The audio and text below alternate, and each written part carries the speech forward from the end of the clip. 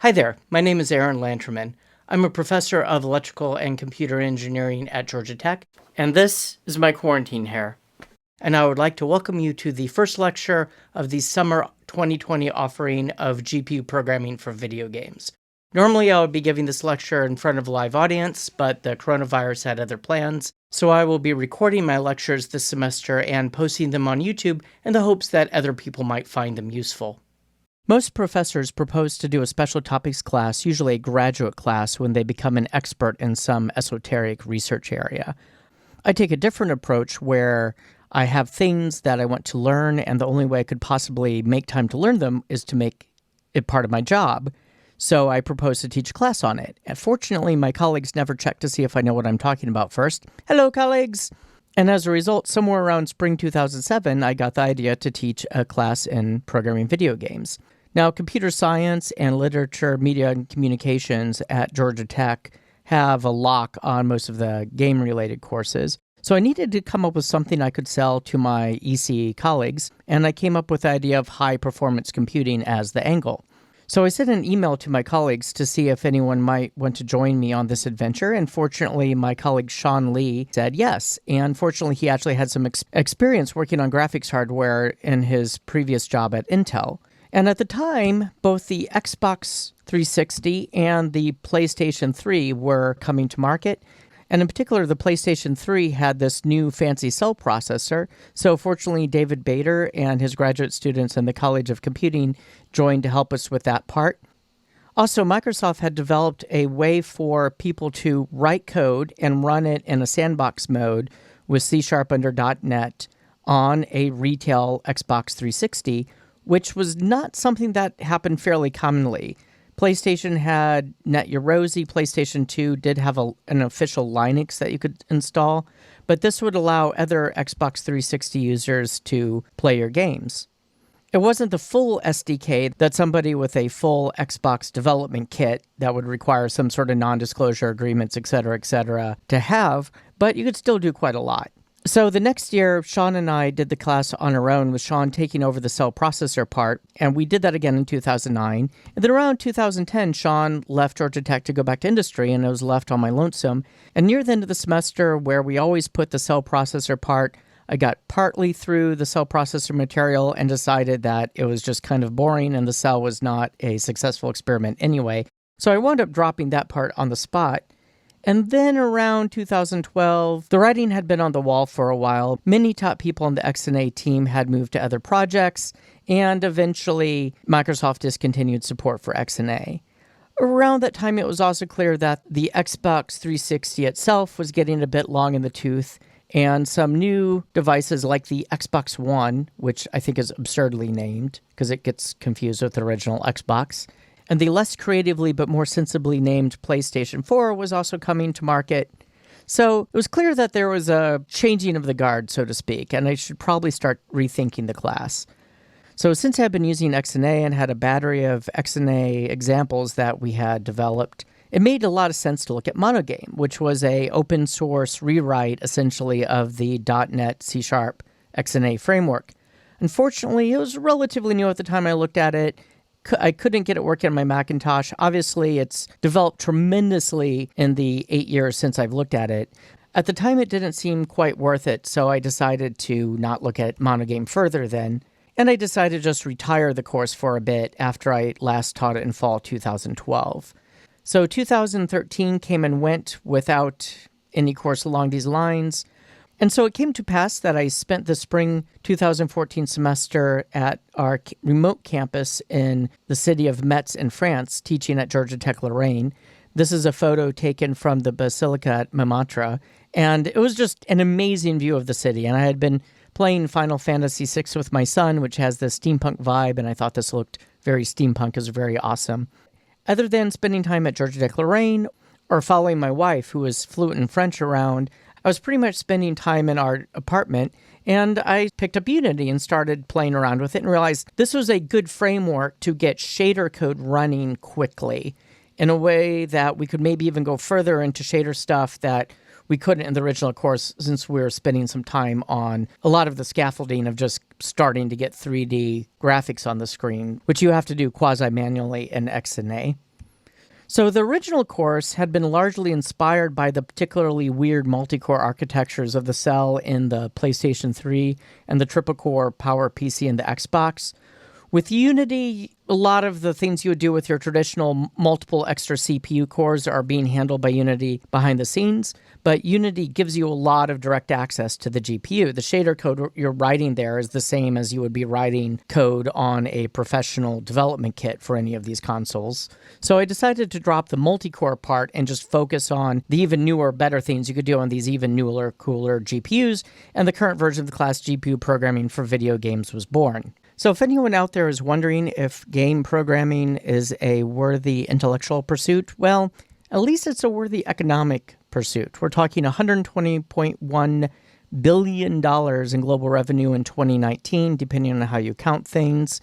The average gamer is 35, so that's probably different than when I was a kid, and that number skewed younger. And now you have a new generation of people playing games with their parents who had played games when they were kids.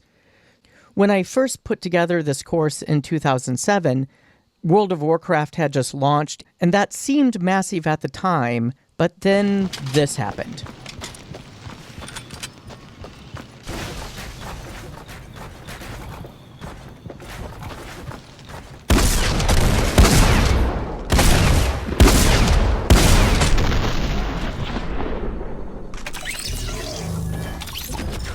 Now, to be clear, that's a bit of a fluke. I'm actually fairly terrible at Fortnite.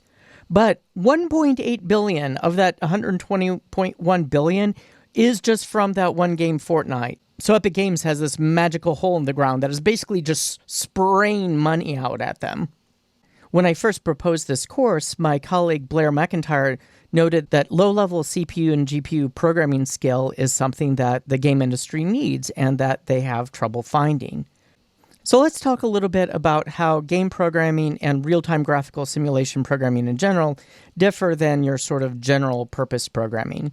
In game programming, let's say you're trying to hit a 60 frames per second frame rate. Well, you've got 16.7 milliseconds or thereabouts to get done everything you need to get done before that next frame hits.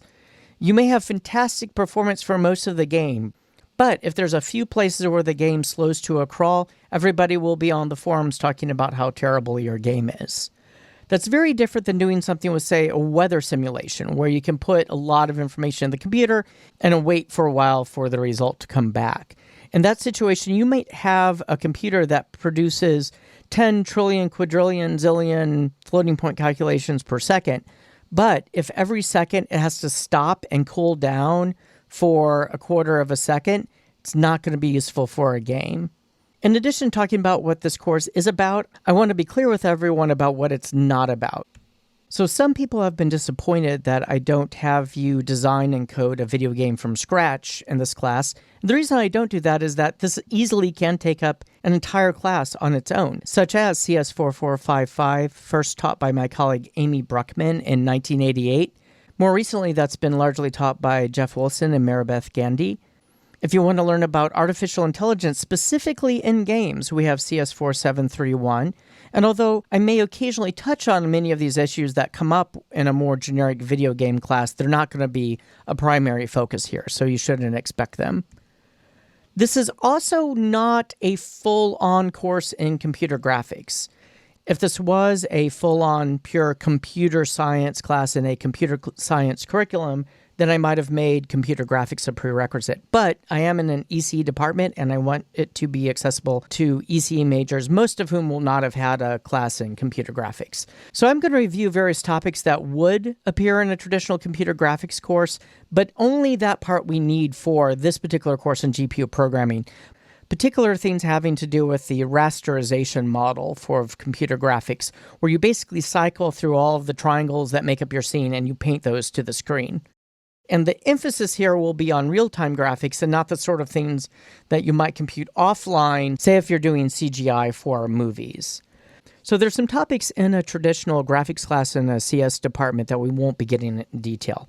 For instance, most such classes will spend some time talking about humans perceive light and color.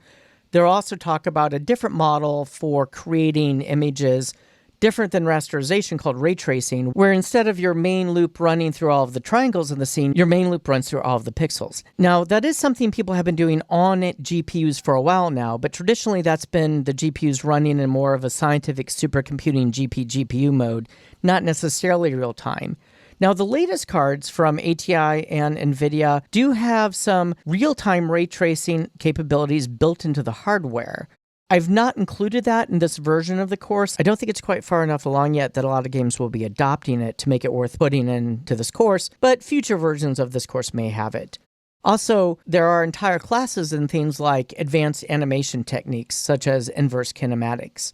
If you do want to learn more about these things, there's an entire class in computer animation. My colleague Irfan teaches a class on computational photography, and there's an extension of that, which I guess is the moving version of it for adding special effects. I believe the computational photography course is available as part of the online Masters of Science in Computer Science curriculum that we have at Georgia Tech. So I spent a lot of time talking about what this class is not about. Let's talk about what it is about. Now, you don't necessarily have to have the latest, greatest, most powerful, most expensive GPU card for your computer to do the assignments in this class. I've made all of the demos for this class on my 15-inch MacBook Pro from 2015. Now, going back to earlier versions of this class, I would make statements like phones and tablets are not powerful enough yet to fully utilize all of the techniques we're looking at, but certainly that's changed. The computer game industry has certainly changed a lot in the last 40 years. In the early days, one person designed the game, programmed the game, created the art for the game, created the music for the game, to the extent that there was art and music in games at all.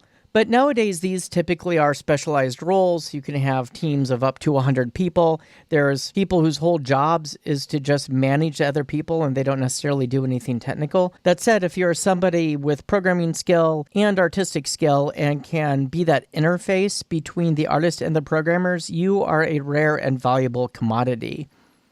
Now, things are going back the other direction a little bit. There's now tools and infrastructure available for individuals and small teams to make games that, if not 100% on par with the games being made by teams of 100 people, are quite amazing in their own right. Now, if you are a student thinking of getting a job in the game industry, realize that it can be a little bit brutal. Allegedly, most companies are better at work-life balance issues than they were, say, back in 2004, but I would not say that the improvement has been consistent across the board. In addition to the jobs themselves requiring fairly long hours, it is a tough industry to get into, and that's part of the reason people work such long hours. Companies know that there are young, hungry college graduates trying to get into the game industry, and they can run a churn and burn procedure where, okay, if you burn out after 3, 4, 5 years, they can always replace you with someone else. Now, you don't necessarily have to want to get into the game industry per se to benefit from this class. If you're doing more general computer engineering, it's useful to understand the reason we have such amazingly powerful general purpose GPU processing for scientific supercomputing is because people wanted to play cooler versions of Doom and Quake. Advances in computer engineering have been driven by gaming. Certainly, understanding the kind of workloads that games put on computing systems will give you insight in developing computing systems to handle other kinds of workloads. So although you may not be working for Electronic Arts, maybe you'll be working for NVIDIA or ATI designing new chips, or Intel, AMD, ARM, or IBM, who, while they're primarily known as quote-unquote CPU vendors, a lot of their CPUs now have GPUs coupled with them. And of course, now come to think of it, AMD and ATI are technically the same company. And maybe you won't be writing games, but perhaps you will be designing the new PlayStation 5 or Xbox 2 or whatever weird name Nintendo comes up with for their next console. If we also think outside the box of the traditional game industry per se, understanding GPUs in their graphical context will give you some insight into using them in a more general scientific computing context. And even if you don't program games per se, the reality that clock speeds are not increasing at the rate that they used to has resulted in people, by default, having to move to parallel processing. That all said, I am totally thrilled when students come back to me and tell me that they've gotten their dream job in the game industry. That's awesome. Now, supposing you don't go work for a commercial game company. Now, you do have opportunities to create and publish your own games, kind of like they did in the late 70s and early 80s. And in a way that you really did not have an opportunity in the 1990s when if you wanted to distribute a game, it had to be on discs and on CDs and it had to appear on shelves for people to go buy. That led to a lot of problems because those stores only have limited shelf space. And as Richard Garriott, aka Lord British, often talks about when he discusses selling his company Origin Systems to Electronic Arts, those large companies didn't want to have to deal with a dozen different distributors. They really wanted to deal with something like 3. But nowadays, in things like movies and TV shows, companies like Amazon and Netflix can exploit a long tail effect and have lots of different products available, even if each individual product doesn't necessarily sell very much. And certainly, from an environmental standpoint, if we can use our energy to move bits around instead of moving boxes containing those bits around, that's a good thing. I have to give a shout out to Jeff Vogel, who was developing successful indie games long before the term indie games became standard, when the term shareware was more common. His game of Vernon 4 is the reason I turned in my tenure paperwork 3 weeks late. Fortunately, I still got tenure. The first spiderweb software game I played was Exile back when I was in graduate school, and I remember going through the demo and then to register the game I had to call Jeff on the phone and read to him digits off of my credit card, just to give you a sense of how far we've come in terms of making it easy to pay for games online. Although it's certainly become easier for indie developers to get their games onto the big 3 consoles, it's still not a walk in the park. You still have to get through the gatekeepers at the individual companies, and the code that you create has to go through their procedures to get on those consoles. This is partially to help prevent piracy, but it's also largely because the console manufacturers want to make sure that if somebody's playing a game on a PlayStation or a Switch or an Xbox, that's operating within a safe zone.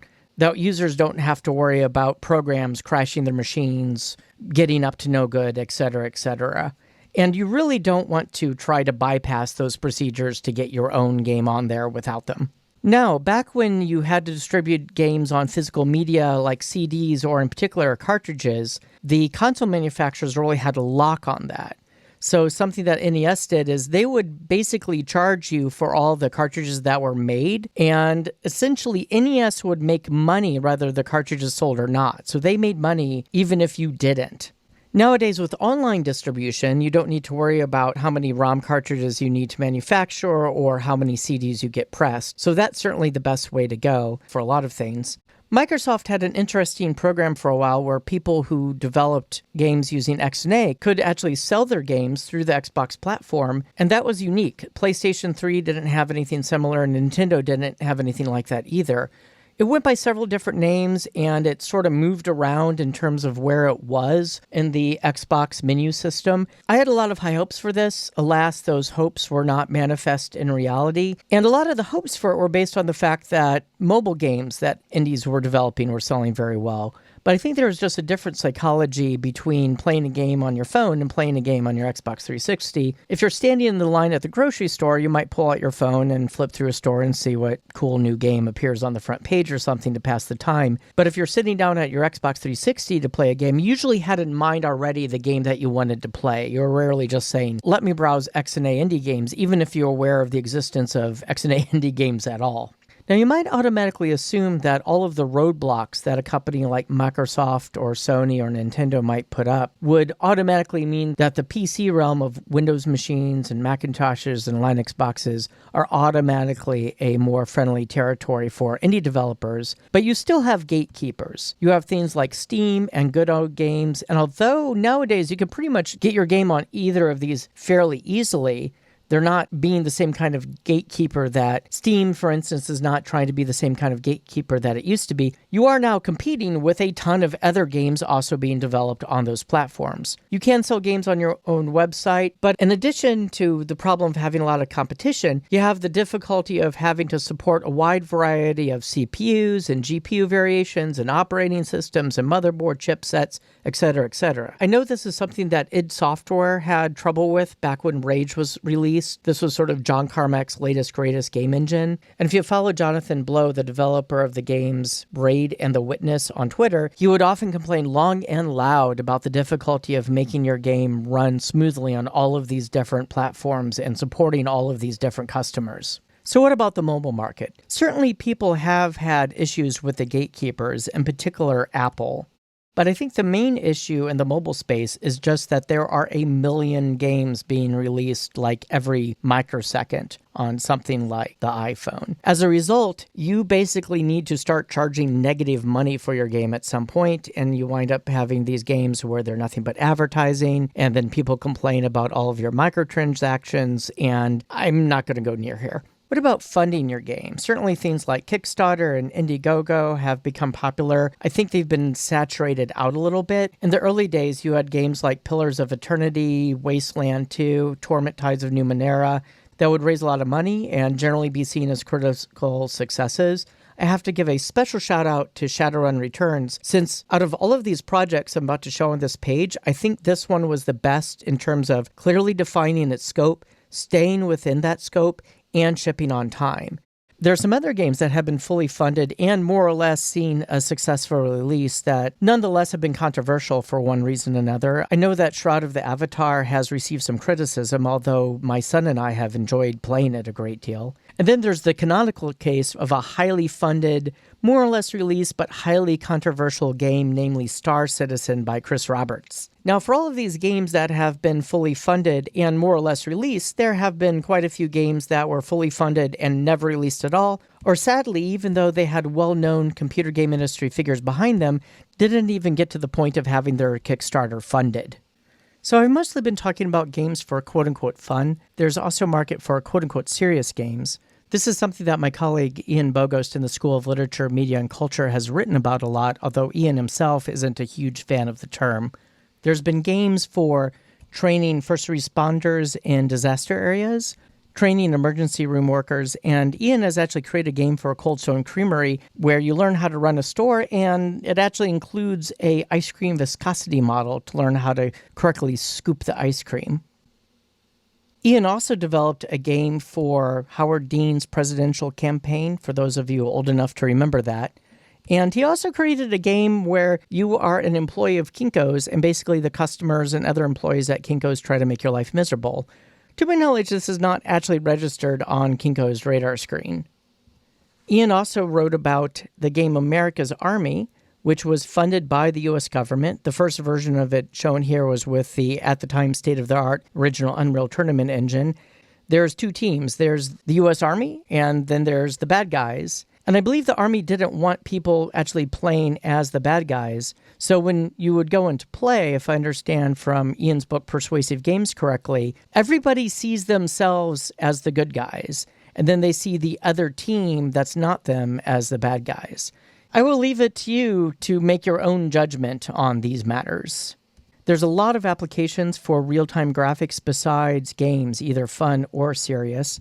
For instance, surgeons might benefit from real-time graphics in the operating room to be able to take data collected by various devices and actually get a better look at the person that they're operating on. Toshiba used the cell processor back when that was an exciting thing to do motion tracking. Toshiba also put cell processors in some of their televisions. And what I found particularly interesting was that the cell processors in the PlayStation 3 are actually sort of slightly broken versions of the cell.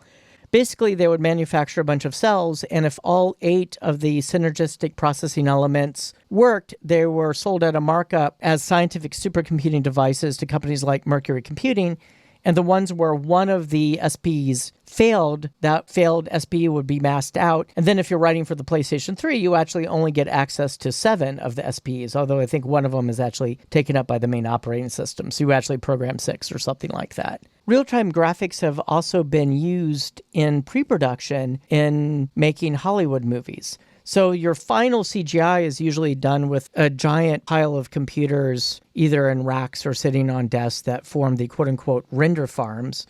And the graphics there are rendered offline using more sophisticated techniques than you can use in real time nowadays. But the ability to do real-time graphics lets movie makers experiment and block out scenes in different ways, essentially becoming a 3D moving storyboard.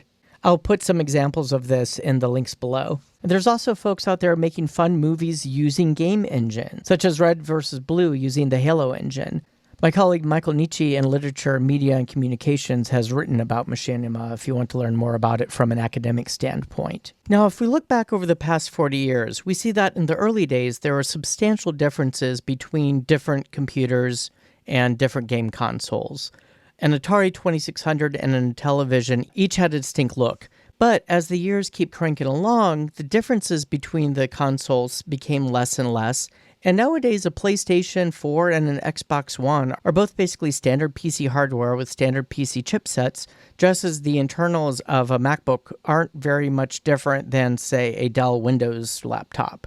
So this is mostly a good thing, but I think something fun has kind of been lost here in that back in the day, something like an Apple II game would have a very different look than an Atari 800 game. And an interesting part of game design back then was how different developers dealt with the creative constraints provided by different platforms. Nowadays, the hardware is just not that interesting. And that's a recent trend. If you look at the PlayStation 4 and the Xbox One, again, they're basically the same. Whereas even just one generation ago, you had the triple power PC in the Xbox 360, you had the weird cell processor in the PlayStation 3, but nowadays it's just not worth making this big fancy custom development effort. It's just easier to use off-the-shelf parts or at least off-the-shelf quote-unquote IP cores from companies such as ARM. The good thing about this is that, say, moving to the next generation Xbox or moving from the PlayStation 4 to 5 isn't going to be terribly difficult. It's not like back in the 80s when people were programming games in assembly language and moving something like the 6502 or the Z80 to something like the 68000 was a big deal. Another positive aspect about this is that the hardware is basically asymptoted. It's not that computers aren't getting faster, but the way you as the program interface with the hardware has indeed stabilized. On the desktop, you've got Windows, Mac, and Linux, and it's fairly easy to port software between them. On your mobile platforms, you have iOS and Android. Even the way you interface with the GPU, Vulkan, which is sort of the descendant of OpenGL, and on the Microsoft side, you have DirectX. But developers aren't in the situation they were in something like the early 1980s, where you might wind up porting a popular game to a dozen different platforms, and even ones that shared a similar CPU, like the 6502 or the Z80, would often have very different supporting sound hardware, graphics hardware, storage mechanisms, etc. Another positive recent development is the rise of off-the-shelf affordable game engines. Unity largely took over the market for a while by pricing itself reasonably to indie developers. I think Epic Games probably took too long to respond to Unity, but when they did so fairly aggressively. When they first launched Unreal 4, you could get the full source code for just $20. And remember, a source code license for something like Unreal 3, just say 12 years ago, that was a six-figure license. We're talking $100,000 or more, and that's even if you could get Epic Games to return your call. Similarly, the CryEngine at one point was fairly expensive. Amazon eventually came along and bought it, and now the entire source code is available, and it's basically a way for Amazon to sell Amazon Web Services. Another new player on the scene is the Godot engine. While source code is available for Unreal and Lumberyard, it's not available for Unity unless you pay them a lot of extra money. And the way Unity's model works is you really don't want to be having to mess with Unity's underlying source code anyway. Whereas with Unreal, there's places where you kind of have to mess with the underlying source code. Unreal and Lumberyard may be quote-unquote open source in that you have access to the source code, but they're not free. There's various license issues in how you use them. I think Unreal charges a certain percentage beyond a certain amount of revenue. Godot, on the other hand, is a fully free and open source engine. It's probably closest to Unity in terms of what it's like to others on this list, but that's not being fair to either Unity or Godot. Godot really is doing its own thing. As I mentioned earlier, this course is mostly going to be using Unity, but you shouldn't think about it as a Unity course. In fact, some of the things I will ask you to do would run against best practices in using Unity if you're developing a standard game in a standard game development context. I'll be using Unity as a way to get shader code running, but I want to teach generic GPU programming principles that would also apply to Unreal or Godot or some sort of proprietary in-house engine like the Frostbite engine that some groups within Electronic Arts use. Similarly, when I taught the earlier version of the course using XNA, students would occasionally refer to it as the XNA course. But again, we were using XNA as a tool and trying to teach some more general principles. The main API language for Unity is C#. I will not assume that you have any C# experience, and generally I'll be giving you templates to fill things in on. Basically, any sort of experience with Java or C++ or C or D or anything else that compiles and has curly braces in it will be fine. The shader language we're actually using to talk to the GPU will be HLSL, high-level shading language. That's at least what Microsoft called it. It's essentially equivalent to what NVIDIA used to call CG. I will not assume that you have any knowledge of this.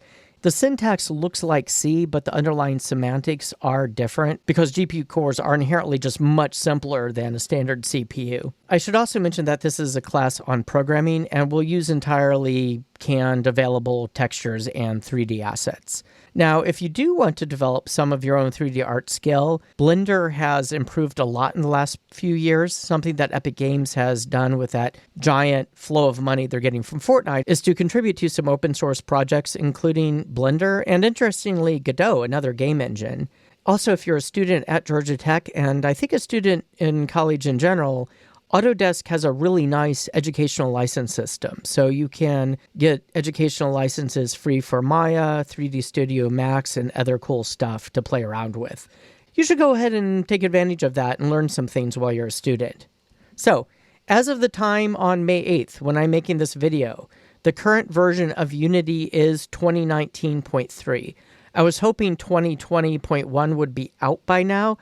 Alas, it's not, and I can't really complain at Unity because, like most other places, they're running shorthanded probably because of the coronavirus.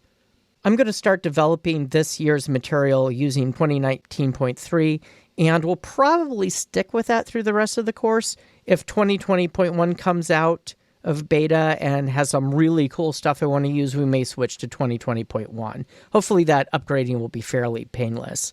I should mention that whenever you're looking at this, especially if it's in the future, some of the things I'm going to show you are going to be out of date. There will be some screenshots and demos that I show you may not look exactly like your version of Unity, either because by the time you're looking at this, Unity has changed some things, or there may be some cases where I cheat a little bit and use a screenshot that I might have captured a year or two ago. Unity is not shy about making breaking changes, so any code that I show you may require some updating to work in whatever version of Unity you're using. And again, I may be lazy in a few places and use old code here and there that might need some things fixed. Because Unity changes things so drastically, so often, if you go to your Google or your DuckDuckGo or your Bing, a good portion of what you'll find will be out of date. That can even include Unity's own documentation. The following two statements are true. Unity's documentation is pretty terrible. Unity is also by far the best documented game engine out there. You can do the math on that one. Anyway, if you find a search result from 2013, it's very likely to be wrong. Some of the underlying ideas may still apply, but sometimes Unity may have just changed how they're thinking drastically, and trying to take some information from an old blog post or forum post from 2013 and try to apply it to current Unity will often lead to frustration. So when I'm searching for info, I'll type what I'm looking for. I'll type Unity, type what I'm looking for more information on, and then I'll put 2020 in the search field.